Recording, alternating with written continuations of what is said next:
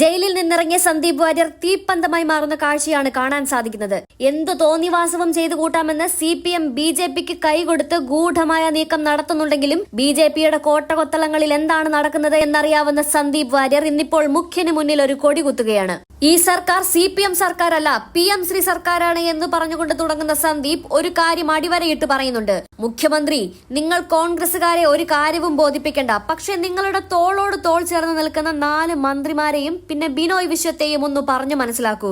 സ്വന്തം കാലിനടിയിലെ മണ്ണൊലിച്ചു പോകുന്നത് കണ്ടില്ല എന്ന് നടിക്കരുത്. ഇത്തരത്തിൽ കനത്ത ഭാഷയിൽ താക്കീത് നൽകുന്ന ഒരു സന്ദീപ് വാര്യറുണ്ട്. ആ വീഡിയോ ഒന്ന് കാണാം. ഇതിൽ യഥാർത്ഥ രാഷ്ട്രീയം എന്താ? ഇതിന്റെ യഥാർത്ഥ രാഷ്ട്രീയം എന്ന് പറയുന്നത് മുന്നണിക്കകത്ത് അല്ലെങ്കിൽ മന്ത്രിസഭയ്ക്കകത്തുള്ള കൂട്ടുത്തരവാദിത്വം നഷ്ടപ്പെട്ടു എന്ന് മുന്നണിയുടെ നേതാക്കന്മാരും മന്ത്രിമാരും തുറന്നു പറഞ്ഞിരിക്കുന്നു. ഇനി എങ്ങനെയാണ് ഈ മന്ത്രിസഭ ഭരണഘടനാനുസൃതമായി ധാർമ്മികമായി എങ്ങനെയാണ് ഈ മന്ത്രിസഭയ്ക്ക് മുന്നോട്ട് പോകാൻ കഴിയുന്നത്? മന്ത്രിസഭ രാജിവെക്കേണ്ട സമയം അതിക്രമിച്ചിരിക്കുന്നു. ചുരുങ്ങിയ വർഷം CPIയുടെ മന്ത്രിമാരെങ്കിലും രാജിവെക്കേണ്ട സമയം അതിക്രമിച്ചിരിക്കുന്നു. ഇനി എങ്ങനെ മന്ത്രിസഭയ്ക്ക് മുന്നോട്ട് പോകാൻ കഴിയും? അപ്പൊ ഇതിൽ പൊളിറ്റിക്സ് കാണാതെ അക്കാഡമിക് തലം ചർച്ച ചെയ്തുകൊണ്ട് CPMനെയും പിണറായി വിജയനെയും രക്ഷിക്കാൻ പല ആളുകൾക്കും താല്പര്യം ഉണ്ടാവും. ഇതിന്റെ അക്കാഡമിക് തലമൊക്കെ വർഷങ്ങളായിട്ട് നമ്മൾ ചർവണം ചെയ്തിട്ടുള്ള കാര്യമാണ്. അത് വീണ്ടും ആവർത്തിക്കേണ്ട കാര്യമുണ്ടെന്ന് എനിക്ക് തോന്നുന്നില്ല. NEP-യുടെ എതിർപ്പ് കോൺഗ്രസ് പാർട്ടി പ്രഖ്യാപിച്ചിട്ടുള്ള കാര്യമാണ്.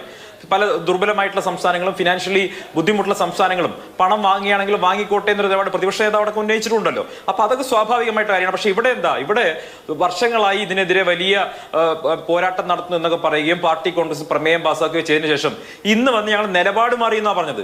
നിലപാട് മാറി എന്ന് പരസ്യമായി പ്രഖ്യാപിച്ചു കഴിഞ്ഞു. NEP-യുമായി ബന്ധപ്പെട്ട് ഞങ്ങൾ നിലപാട് മാറി എന്ന് വിദ്യാഭ്യാസ മന്ത്രി പരസ്യമായി പ്രഖ്യാപിച്ചതിന് ശേഷവും ചാനൽ ചർച്ചയിലൊന്നും ഞങ്ങൾ നിലപാടൊന്നും മാറിയിട്ടില്ല. ഞങ്ങൾ അതിൽ പിന്നെ എന്താ പറയാ വിദ്യകളൊക്കെ ഒളിപ്പിച്ചു വെച്ചിട്ടുണ്ടെന്ന് പറയുമ്പോൾ നിങ്ങൾക്ക് വേണ്ടി എന്ത് പ്രത്യേകതയാണ് കേന്ദ്ര സർക്കാർ ഈ കരാറിൽ നടപ്പാക്കിയിട്ടുള്ളത്? അത് തുറന്നു പറയണം. അല്ലെങ്കിൽ ഞങ്ങളെ ബോധ്യപ്പെടുത്തണ്ട, നിങ്ങൾ ബിനോയ് വിശ്വത്തെയും CPIയുടെ മന്ത്രിമാരെയും ബോധ്യപ്പെടുത്തണ്ട. എന്തുകൊണ്ട് ബോധ്യപ്പെടുത്താൻ കഴിയാതെ പോയി? എന്തുകൊണ്ട് AYF-നെ ബോധ്യപ്പെടുത്താൻ കഴിയാതെ പോയി? എന്തുകൊണ്ട് ASF-നെ ബോധ്യപ്പെടുത്താൻ കഴിയാതെ പോയി? വേണ്ട, എന്തുകൊണ്ട് SFIയെ ബോധ്യപ്പെടുത്താൻ കഴിയാതെ പോയി? ഈ വിഷയത്തിൽ ആകെ ബോധ്യപ്പെട്ടുള്ളത് ആർക്കാ? ABVP-ക്കും BJP-ക്കും മാത്രമല്ലേ ഈ ശിവൻകുട്ടിയുടെ കാര്യത്തിൽ ബോധ്യം വന്നിട്ടുള്ളൂ. ഇപ്പൊ ഒരു കാര്യം ഉറപ്പായി, നേമത്ത് എന്തായാലും BJP തോറ്റിട്ടൊന്നുമില്ല. നേമത്ത് BJP-യുടെ MLA തന്നെയാണ് എന്നിപ്പോ മനസ്സിലായല്ലോ. കേരളം ഭരിച്ചുകൊണ്ടിരിക്കുന്നത് BJP-യാണ് എന്ന് കൃത്യമായി മനസ്സിലാവുകയാണ്. BJP-യുടെ എല്ലാ നയങ്ങളും ഇതും മാത്രമല്ലല്ലോ മാധു, ഞാൻ നേരത്തെ സൂചിപ്പിച്ച പോലെ ഇപ്പൊ ആയുഷ്മാൻ ആരോഗ്യമന്ത്രി എനിക്ക് ജീവനുള്ള കാലം വരെ നടപ്പിലാക്കില്ല എന്ന് പറഞ്ഞൊരു ആരോഗ്യമന്ത്രി ഉണ്ടായിരുന്നു. ഇപ്പൊ ആരോഗ്യമന്ത്രി എവിടെയാ? ഇപ്പൊ കേരളത്തിലുള്ള സകല PSC സെന്ററുകളെ മുന്നിലൂടെ എഴുതി വെച്ചിട്ടുണ്ടല്ലോ, ആയുഷ്മാൻ ആരോഗ്യമന്ത്രി എന്ന് എഴുതി വെച്ചിട്ടുണ്ടല്ലോ, എല്ലായിടത്തും വെച്ചിട്ടുണ്ടല്ലോ. ഇതൊക്കെ ഈ വീരവാദം പറയലുണ്ടല്ലോ. അപ്പൊ മറ്റേ ഒരു സിനിമയിൽ ജഗതിയോട് പറയുന്നത് പോലെയാണ്, ചുമ്മാ അങ്ങ് പോയി തോറ്റു കൊടുത്താൽ പോലെ ഇങ്ങനെ വീരവാദം പറയേണ്ട വല്ല കാര്യമുണ്ടോ? അതല്ല ഇവിടെ സംഭവിച്ചുകൊണ്ടിരിക്കുന്നത്. ഇങ്ങനെ വർഷങ്ങളോളം വീരവാദം പറയും, സുപ്രീം കോടതി പോകും, ഞങ്ങൾ ഫൈറ്റ് ചെയ്യും, നിയമപരമായി ഫൈറ്റ് ചെയ്യും, ഞങ്ങൾ BJPക്ക് എതിരാണെന്നൊക്കെ പറയുകയും പിൻവാതിലൂടെ BJP-യുമായി അവിശുദ്ധമായ ബന്ധം ഉണ്ടാക്കുകയും ചെയ്യുന്നു, ഡീലുകൾ ഉണ്ടാക്കുന്നു. ആ ഡീലിന്റെ ഭാഗമാണ് PM ശ്രീ. ഇത് ശ്രീ PM ആണ്, CPM അല്ല. അതാണ് ഞങ്ങളുടെ ആരോപണം. ഇത് ശ്രീ PM ആണ്. പിന്നെ പ്രധാനമന്ത്രിയുമായി വലിയ അടുപ്പം ഉണ്ടാക്കിയിരിക്കുന്നു മുഖ്യമന്ത്രി. അമിത്ഷായെ പോയി കാണുന്നു, എല്ലാ ഡീലുകളും ഉറപ്പിക്കുന്നു. ഞാൻ നേരത്തെ പറഞ്ഞല്ലോ, അമിത്ഷായെ കണ്ടപ്പോ ചോദിച്ചത് എന്താ? കുറച്ചുകൂടി പണം വേണം. എന്തിന്? Police modernisation. ഏത് ഫണ്ടെന്ന്? മാവോയിസ്റ്റ് വേട്ട ഫണ്ടെന്ന്. അപ്പൊ അത് കാണിക്കാൻ എന്ത് വേണം? കൂടുതൽ ശവങ്ങൾ വേണം. ഇനിയും ഇവിടെ ആളുകളെ കൊല്ലാൻ പോകുന്നു, ഭീകരമായിട്ടുള്ള സാഹചര്യം ഉണ്ടാകാൻ പോകുന്നു. ഇപ്പൊ സംഭവിക്കുന്ന എന്താ? മറ്റ് പല സംസ്ഥാനങ്ങളും BJP-യൊക്കെ അവസാന കാലത്ത് ചെയ്തതുപോലെ ഇപ്പൊ ചെയ്തുകൊണ്ട് ഞങ്ങൾ 6 മാസം കഴിഞ്ഞാൽ ഇതിന്റെ ബർഡൻ മുഴുവൻ ഞങ്ങൾ ഏറ്റെടുക്കണം. ഇനി 6 മാസം കഴിഞ്ഞാൽ ഇവർ കൊടി പിടിക്കില്ല. ഇതിന്റെ പേരിൽ എന്തോ ഉറപ്പാണുള്ളത്? ഇതേ കാര്യത്തിന്റെ പേരിൽ CPM 6 മാസം കഴിഞ്ഞ് ഇവർ പ്രതിപക്ഷത്ത് പോകുമ്പോ ഇവര് കൊടി പിടിക്കില്ല എന്നുള്ളത് എന്തോ ഉറപ്പാണുള്ളത്? ഇവര് കൊടി പിടിക്കും, ഞങ്ങൾക്കെതിരായിട്ട് കൊടി പിടിക്കും. ഇവിടെ പറഞ്ഞ വാക്കിന് ഒരു വിലയില്ലാത്ത, ഒരു കീറച്ചാക്കിന്റെ വില പോലും ഇല്ലാത്ത ഒരു പാർട്ടിയായി CPM മാറിയിരിക്കുന്നു. മുന്നണി തകർന്നിരിക്കുന്നു, കൂട്ടുത്തരവാദിത്തം തകർന്നിരിക്കുന്നു, മന്ത്രിസഭയിൽ കൂട്ടുത്തരവാദിത്തം ഉണ്ടായിരിക്കുന്നു. എനിക്ക് ഒറ്റ കാര്യമുള്ളൂ, അന്തസ്സുള്ള ആത്മാഭിമാനമുള്ള ഏതെങ്കിലും CPI-കാരൻ ഈ ചർച്ച കാണുന്നുണ്ടെങ്കിൽ പാർട്ടിയോട് പറയാൻ തയ്യാറാവണം. ഇങ്ങനെ നാണം കെട്ട്, ഇങ്ങനെ ഗതികെട്ട് ഈ മുന്നണിയിൽ തുടരാൻ ഈ മന്ത്രിസഭയുടെ ഭാഗമാവേണ്ടതുണ്ടോ? പാർട്ടി നയങ്ങളോട്, പാർട്ടി പ്രവർത്തകരോട്, CPI മുന്നോട്ട് വയ്ക്കുന്ന കാര്യങ്ങളോട് എന്തെങ്കിലും ബാധ്യത നിങ്ങളുടെ പാർട്ടിക്ക് ഉണ്ടായിരുന്നെങ്കിൽ നിങ്ങൾ ഇന്ന് ഈ ദിവസവും ഇനി ഈ നിമിഷവും നാണം കെട്ട് മുന്നണിയിൽ തുടരുമായിരുന്നോ? ബിനോയ് വിശ്വം അടക്കമുള്ളവർ എന്തിനാണ് ഇങ്ങനെ നാണം കെടുന്നത്? ഞാൻ ഓർത്തു പോവുകയാണ്, വെളിയം ഭാർഗവനെ പോലെയും ചന്ദ്രപ്പനെ പോലെയുമുള്ള ശീർഷരായിട്ടുള്ള നേതാക്കന്മാർ ഉണ്ടായിരുന്നപ്പോ പിണറായി വിജയന്റെ ഈ പിപ്പിടി വിദ്യയൊക്കെ നടക്കുമായിരുന്നോ? ഇപ്പൊ പിണറായി വിജയൻ പറഞ്ഞാൽ നിൽക്കുകയും ചെയ്യുന്ന ഒരു എന്ത് വിയോജിപ്പ്! നിർമാല്യ സിനിമയിലെ വെളിച്ചപ്പാറിന്റെ അവസ്ഥയിലാണ് ബിനോയ് വിശ്വം. പണത്തിന് വേണ്ടിയിട്ട് ഭാര്യയെ പ്രാപിക്കാൻ മറ്റൊരുത്തം വരുന്നത് കണ്ടു നിൽക്കേണ്ടി വരുന്ന ഗതികേടിലാണ് ബിനോയ് വിശ്വം ഉള്ളത്. അതല്ലാതെ ഈ ബിനോയ് വിശ്വം വ്യക്തിപരമായ കാര്യങ്ങൾ പറഞ്ഞു പോകരുത്. ആ പ്രസ്താവന അങ്ങ് പിൻവലിക്കുന്നതായിരിക്കും നല്ലത്. വ്യക്തിപരമല്ല. നിർമാല്യം സിനിമയിലെ വെളിച്ചപ്പാടിന്റെ അവസ്ഥ എന്താ? നിർമ്മാല്യം സിനിമയിലെ വെളിച്ചപ്പാടിന്റെ ഭാര്യയെ സാമ്പത്തികമായി ചൂഷണം ചെയ്യുന്ന ഒരാൾ വന്ന് പ്രാപിക്കുന്നത് കണ്ടു നിൽക്കേണ്ട ഒരു അവസ്ഥയുണ്ടല്ലോ. ഏതാണ്ട് ആ കഥാപാത്രത്തിന്റെ അവസ്ഥയാണ് സി പി ഐ എന്ന പാർട്ടിക്കുള്ളത്. CPI എന്നല്ല നേരത്തെ പറഞ്ഞത്. അതുകൊണ്ടാണ് ഞാൻ ഒരു ചർച്ച നടത്തുന്ന ആൾ എന്ന നിലയ്ക്ക് അതിൽ ഇടപെട്ടത്. ശരി, ഞാൻ CPI മാറ്റിയിരിക്കുന്നു. CPI അത് പിൻവലിച്ചിരിക്കുന്നു. അത് CPI നേതാക്കന്മാർക്കുള്ളത്, CPI എന്ന പാർട്ടിക്കുള്ളത്. അതാണ് ബിനോയ് വിശ്വം CPI ആണല്ലോ പ്രതിനിധീകരിക്കുന്നത്. ഞാൻ അതുകൊണ്ട് പറഞ്ഞതാണ്. ഒറ്റ കാര്യമേ ഉള്ളൂ. അശ്വിൻ മാസ്റ്റർ വിശദീകരണം കേട്ടുകൊണ്ട് ഞാനിരിക്കുന്നു. അദ്ദേഹം പറഞ്ഞ പ്രധാനപ്പെട്ട കാര്യം, ഇടതുപക്ഷ ജനാധിപത്യ മുന്നണിക്കകത്ത് പ്രശ്നമുണ്ടെങ്കിൽ അത് പരിഹരിക്കാൻ തക്കവണ്ണമുള്ള ശേഷി മുന്നണിക്കുണ്ട് എന്നാണ് അദ്ദേഹം പറഞ്ഞത്. ഈ മുന്നണിക്കകത്തെ പ്രശ്നമല്ലല്ലോ ഇത്. മുന്നണിക്കകത്ത് ഇപ്പോൾ പഞ്ചായത്ത് ഇലക്ഷനിലെ സീറ്റ് വിഭജനം സംബന്ധിച്ചാണ് പ്രശ്നമെങ്കിൽ നിങ്ങൾ തമ്മിൽ തല്ലി തീർത്തോ, അല്ലെങ്കിൽ നിങ്ങൾ ചർച്ച ചെയ്ത് പരിഹരിച്ചോ? ഇവിടെ വിഷയം എന്താ? ഇവിടെ പ്രശ്നമെന്ന് പറയുന്നത് മന്ത്രിസഭയ്ക്കകത്തുണ്ടായിട്ടുള്ള പ്രശ്നമാണ്. മന്ത്രിസഭ എന്ന് പറയുന്നത് നമ്മുടെ ഭരണഘടന അനുസരിച്ച് ആർട്ടിക്കിൾ 75(3) അനുസരിച്ച് അതിനൊരു കൂട്ടുത്തരവാദിത്വമുണ്ട്. കൂട്ടുത്തരവാദിത്വം എന്ന് പറയുന്ന സമയത്ത് മന്ത്രിസഭ എടുക്കുന്ന എല്ലാ തീരുമാനങ്ങൾക്കും എല്ലാ മന്ത്രിമാർക്കും തുല്യമായിട്ടുള്ള ഉത്തരവാദിത്വമുണ്ട്. ഇവിടെ ഞാൻ മനസ്സിലാക്കുന്നിടത്തോളം CPIയുടെ മന്ത്രി രാജൻ ഇത് സംബന്ധിച്ച ചോദ്യം ചോദിച്ച സമയത്ത് അദ്ദേഹം ചോദിച്ചത് കേട്ട ഭാവം പോലും മന്ത്രിസഭയിൽ ആരും നടിച്ചില്ല എന്നുള്ളതാണ്. അത് മാത്രമല്ല, CPI മന്ത്രിമാരെ പൂർണ്ണമായും ഇരുട്ടിൽ നിർത്തി ഈ ഇത് ഒപ്പിടുന്ന പരിപാടിയുമായിട്ട് ഗവൺമെന്റ് മുന്നോട്ട് പോയി, വിദ്യാഭ്യാസ മന്ത്രി മുന്നോട്ട് പോയി. മുന്നണിക്കകത്ത് ഇത് ചർച്ച ചെയ്തില്ല എന്ന് പറഞ്ഞതാരാ? ബിനോയ് വിശ്വം തന്നെ പറയുന്നു, CPI പറയുന്നു ഇത് മുന്നണിക്കകത്ത് ചർച്ച ചെയ്തിട്ടില്ല, മന്ത്രിസഭയ്ക്കകത്ത് ചർച്ച ചെയ്തിട്ടില്ല എന്ന് മന്ത്രിമാർ പറയുന്നു. അപ്പൊ കൂട്ടു ഉത്തരവാദിത്വം നഷ്ടപ്പെട്ടു എന്ന് ആരാ പറഞ്ഞത്? ബിനോയ് വിശ്വമാണ് പറഞ്ഞിട്ടുള്ളത്.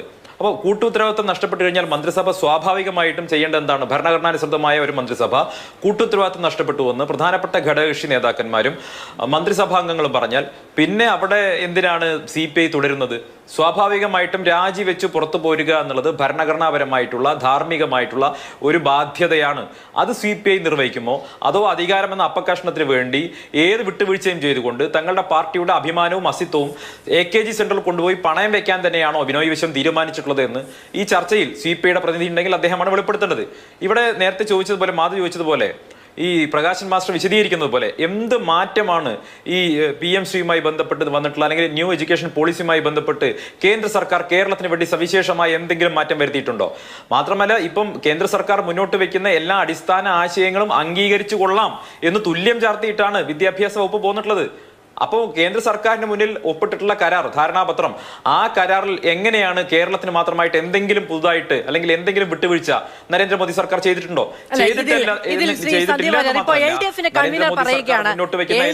കൺവീനർ പറയുകയാണ് വിദ്യാഭ്യാസ വകുപ്പ് ഉദ്യോഗസ്ഥരാണ് കരാറിൽ ഒപ്പുവെച്ചത്, വ്യവസ്ഥകൾ എന്തൊക്കെയാണെന്ന് അറിയില്ല. LDFന്റെ കൺവീനർ അത് അറിയണമെങ്കിൽ സ്വാഭാവികമായും LDFൽ ചർച്ചയാകണം. LDFൽ ചർച്ചയായാലേ അദ്ദേഹം അത് അറിയുകയുള്ളൂ. CPIക്ക് അറിയില്ല, LDFന്റെ കൺവീനർക്ക് അറിയില്ല, രാഷ്ട്രീയമായ ആർക്കും അറിയില്ല. ഇനി പോകട്ടെ, ആ ഉത്തരവ് ഇന്നിപ്പോ ബിനോയ് വിശ്വം പറയണോ, ഒരു ഉദ്യോഗസ്ഥ ഡൽഹിയിൽ എത്തുന്നു, എന്നിട്ട് ഒപ്പുവെക്കുന്നു.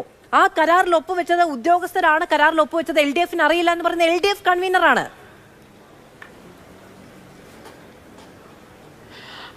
നോക്കൂ, ഇവിടെ മാധു വളരെ രസകരമായിട്ടുള്ള ചില വാദമുങ്ങൾ ഇപ്പോൾ മാധു സൂചിപ്പിച്ചു തന്നെ. ഉദ്യോഗസ്ഥരുടെ തലയിലേക്ക് ഇതിന്റെ പാപഭാരം ഏൽപ്പിക്കാനുള്ള ശ്രമം നടക്കുന്നു. ഇതൊരു നേരത്തെ പറഞ്ഞതുപോലെ ഇതൊരു ഗവൺമെന്റിന്റെ പോളിസിയാണല്ലോ. അത് ഒരു പോളിസി മാറ്ററാണ്. ആ പോളിസി മാറ്ററിൽ ഡിസിഷൻ എടുക്കുന്നത് മുഖ്യമന്ത്രിയും മന്ത്രിസഭയും ചേർന്നിട്ടാണ് ഇത്തരം പോളിസി മാറ്ററുകൾ തീരുമാനമെടുക്കുന്നത്.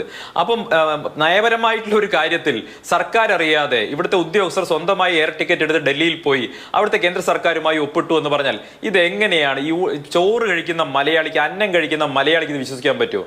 ആരെ പറ്റിക്കാനാണ് ഈ വാദങ്ങളൊക്കെ പറയുന്നത്? അപ്പോൾ ഇന്ന് നോക്കൂ, ഇന്നിപ്പം ഏറ്റവും പ്രധാനപ്പെട്ട കാര്യം എന്താ? വിദ്യാഭ്യാസ മന്ത്രിയോട് നിങ്ങൾ മാധ്യമപ്രവർത്തകരെ ആവർത്തിച്ച് ചോദിച്ചു ഈ NEPയുമായി ബന്ധപ്പെട്ട നിലപാടെന്താന്ന്. ഞാനൊക്കെ കരുതുന്നത് CPMന്റെ ഈ പാർട്ടി കോൺഗ്രസുകളിലൊക്കെ എടുക്കുന്ന പ്രമേയങ്ങൾ അവർ അങ്ങനെയാണല്ലോ. ഇപ്പൊ അന്താരാഷ്ട്ര തലം മുതൽ ഇങ്ങനെ ഈ പ്രാദേശിക തലം വരെയുള്ള വിവിധ വിഷയങ്ങളെ കുറിച്ച് ഇങ്ങനെ ചർച്ചയൊക്കെ നടത്തി അതിലൊക്കെ തീരുമാനം എടുക്കുന്ന ഒരു വലിയ സംവിധാനമാണ് CPMന്റെ എന്നൊക്കെയാണ് അവർ പറയാറുള്ളത്.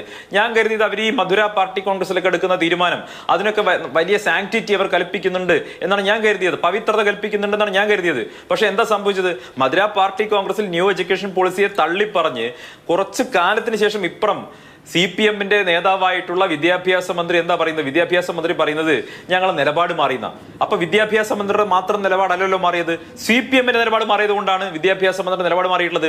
അപ്പൊ മധുര പാർട്ടി കോൺഗ്രസിൽ എടുത്തിട്ടുള്ള പ്രമേയത്തിന്, പാസ്സാക്കിയിട്ടുള്ള പ്രമേയത്തിന്, ആ പ്രമേയം അച്ചടിച്ച കീറക്കടലാസിന്റെ വില പോലും കൊടുക്കാത്ത CPM അവരുടെ പാർട്ടി കോൺഗ്രസിനെ പോലും അപമാനിച്ചിരിക്കുന്നു, അതിലെ പ്രതിനിധികളെ പോലും അപമാനിച്ചിരിക്കുന്നു. പിന്നെ എന്തിനാണ് ഇങ്ങനെ പ്രമേയം അവതരിപ്പിച്ചത്?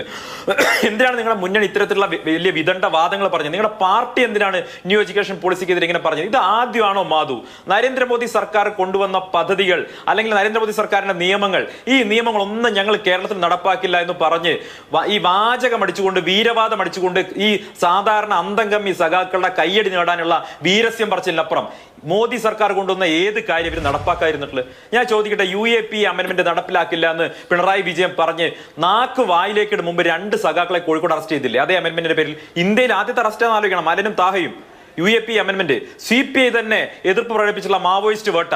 ആ മാവോയിസ്റ്റ് വേട്ടയിൽ CPIയുടെ എതിർപ്പ് വകവയ്ക്കാതെ കഴിഞ്ഞ ദിവസം അമിത്ഷായെ പോയി കണ്ടിട്ട് എന്താ പിന്നെ പിണറായി വിജയൻ പറഞ്ഞത്? ഞങ്ങൾക്ക് കുറച്ചുകൂടി ഫണ്ട് തരണം പോലീസ് നവീകരണത്തിന്, ആ മാവോയിസ്റ്റ് വേട്ടയ്ക്ക് വേണ്ടിയിട്ടുള്ള ഫണ്ട് കുറച്ചുകൂടി തരണം. ഈ മാവോയിസ്റ്റ് വേട്ടയ്ക്ക് വേണ്ടിയുള്ള ഫണ്ട് തരണമെങ്കിൽ എന്ത് ചെയ്യണം? ഇവിടെ കൂടുതൽ ശവങ്ങൾ കാണിക്കണം, കൂടുതൽ മാവോയിസ്റ്റുകളെ വെടിവെച്ച് കൊല്ലണം. അപ്പൊ CPIയുടെ തീരുമാനത്തെ പോലും CPIയുടെ അഭിപ്രായത്തെ പോലും തൃണവൽഗണിച്ചുകൊണ്ട് അമിത്ഷായുടെ നരേന്ദ്രമോദിയുടെ ഒക്കെ പാതാരവിന്ദങ്ങളിൽ പോയി തൊഴുത് കിട്ടുന്ന പണം വാങ്ങിയെടുക്കാനുള്ള നാണം കെട്ട നിലയിലേക്ക് ഇടതുപക്ഷ സർക്കാർ പോയിരിക്കുന്നു എന്നുള്ളതാണ് കേരളത്തിൽ ലജ്ജിപ്പിക്കുന്നത്.